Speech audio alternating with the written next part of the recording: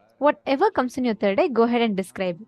It is just one target organ. What exact part of the body does that medicine address to?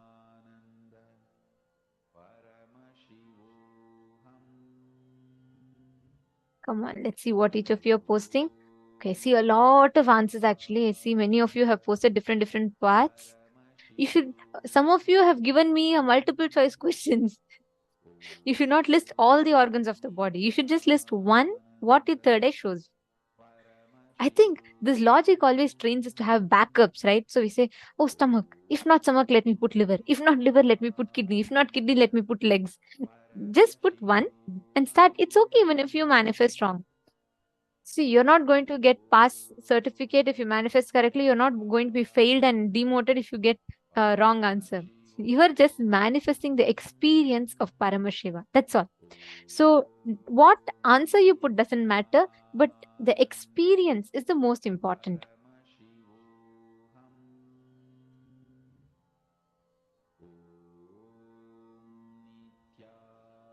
All right.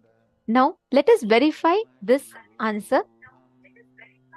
This particular plant that we projected to you all is a medicinal plant which works on the skin. This is tea tree. So this tea tree, we see that mainly it is given for essential oil, and predominantly it's used for skin and hair. These are the main two organs that this works on. So this is the answer. This is the tea tree plant. Let us see what each of you have posted.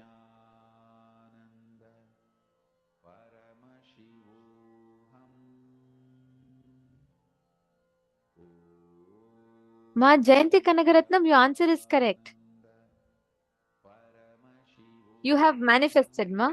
And okay, now see, you should always post it before we project the answer. That's the way we can verify it properly. So I always request all of you to please post it right before the answer, right before we project the answer to all of you. Okay, shall we all do one more round? See, just sit. All of you just sit now and connect to Swamiji. We are going to do it as fast rounds. Just connect to Swamiji and let Swamiji reveal to you. Sometimes you'll actually feel the organ. Sometimes it'll appear in your third eye. Whatever is coming to you, just type it. Okay? Do not type a lot. Just be fast. It can be any organ. So whatever is coming to you in your third eye, just post it. Swamiji will actually show to you. First time Swamiji initiated us this like early morning in Brahma Muhurta time only in courtyard. And I remember as Swamiji called all the Gurukul kids, we were all in yoga. And suddenly Swamiji called us and Swamiji said that, you remember, I see Maviraja nodding, yes, it's full excitement. Do you remember Maviraja? It was actually like early in the morning, Brahma Muhurta time. And then Swamiji had called us to the courtyard. Swamiji initiated us to this power. And like just Swamiji did the initiation and said, come on now, all you guys. We didn't have any like practice time, nothing like that. Swamiji directly called the Nithyananda Yogam participants who were there and said, now my kids will start doing, all of you test them. So we all had like the doctors, especially the doctor devotees were all called and they got some medicines, etc. And they'll just show us a tablet, like a white tablet. Then why are we like, we won't know anything from it. You're supposed to keep it in your hand and or see it, and then we'll be able to just exactly see what are the ingredients that are there in it. What is the medicine used for? Everything. So that is the power, same power now all of us are going to be manifesting. Sit with you. Just remember the powerful cognition Swamiji revealed to us yesterday. And sit with that, and whatever Swamiji reveals to you in your third eye, you should start writing it. From as your parallel universe energy triggers, Swamiji is going to be revealing the answers to you. It is your own future self revealing to the deluded past part of you. So it is your own future self, meaning when Swamiji is saying that he is our future self means what? You can't have self-doubt anymore, because it's rest assured that he is your future. Means you are going to realize your Paramashiva. Even when we are deluded, we are Paramashiva. You don't need to even realize it. That's the thing right now.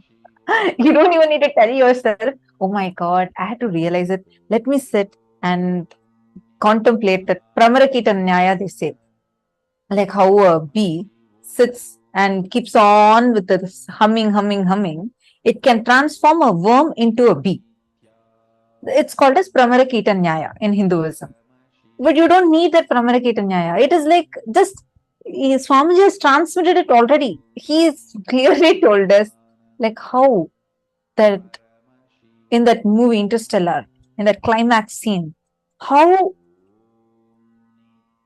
Cooper, the future Cooper, is giving the message to the past Cooper. Same way, the future part of us, future enlightened part of us, is giving the message to the past deluded part of us. Understand, sit with that cognition, and just like that, you will get the answers now. Let us start. Please sit, chant the Mahavakya. Request Swamiji to reveal what exactly is the target organ here. Nithyananda Paramashivoham.